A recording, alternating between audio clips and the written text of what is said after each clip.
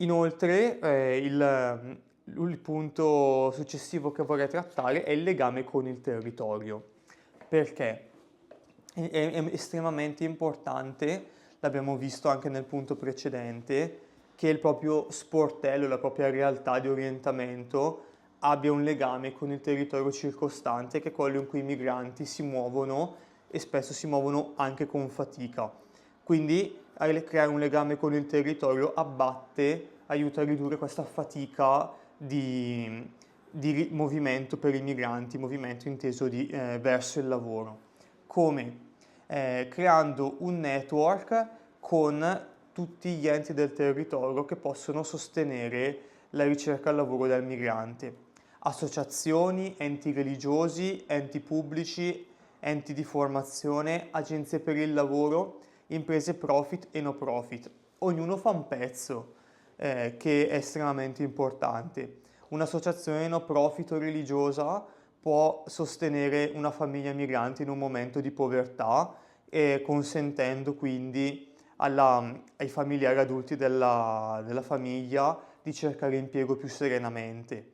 Inoltre, enti di formazione o anche enti no profit possono mettere a disposizione corsi di lingua che sono imprescindibili per integrarsi e per trovare lavoro.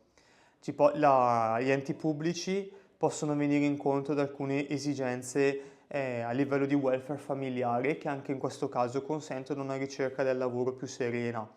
Gli enti di formazione possono fornire appunto una formazione professionale che aiuta poi il migrante a trovare lavoro perché gli dà delle skill spendibili sul mercato del lavoro locale. Sempre le associazioni possono aiutare anche con forme di inserimento comunitario, quindi momenti di scambio, momenti comunitari che aiutano i migranti a entrare in contatto con altre famiglie e per esempio anche a far fare loro del volontariato che li inserisca nella comunità locale. Inoltre, a un livello maturo, diciamo, di questo sviluppo del network, sarebbe opportuno riuscire a introdurre delle aziende, sia appunto profit che no profit, che consentono a queste persone di mettersi alla prova lavorativamente e poi, nei casi più virtuosi, arrivando anche, quando le prove andassero bene, non solo a formarli, ma anche ad assumerli e a mantenerli dopo il periodo di formazione. Quindi abbiamo visto la creazione di un network territoriale che ci porta all'ultimo punto, valorizzare la comunità.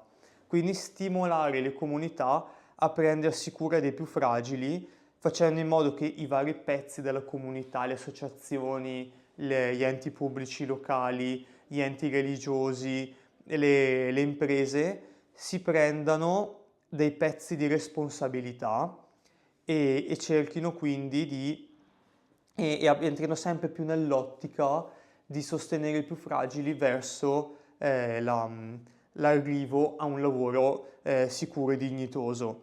Come si può alzare questa consapevolezza, creare questa consapevolezza? Ci sono vari metodi che si possono usare anche in combinazione tra loro. Raccolte fondi che possono da un lato avvalersi dei social, ma a una dimensione molto locale, anche basarsi su eventi dal vivo, come può essere una cena di raccolta fondi che magari preveda anche uno spazio gioco per i bambini e un momento musicale. Possono essere quindi feste di comunità, interventi a feste comunitarie, l'uso di giornali, soprattutto giornali locali, social network, ci sono pagine, gruppi locali legati al territorio, radio legate al territorio, partecipare a forum locali. Se l'amministrazione comunale convoca un tavolo delle associazioni, cercare di partecipare a questo tavolo, partecipare a convegni locali sul welfare per promuovere la propria azione. Com'è? Ok. Mi sono mosso, ero un po' storto, un po' ingobbito.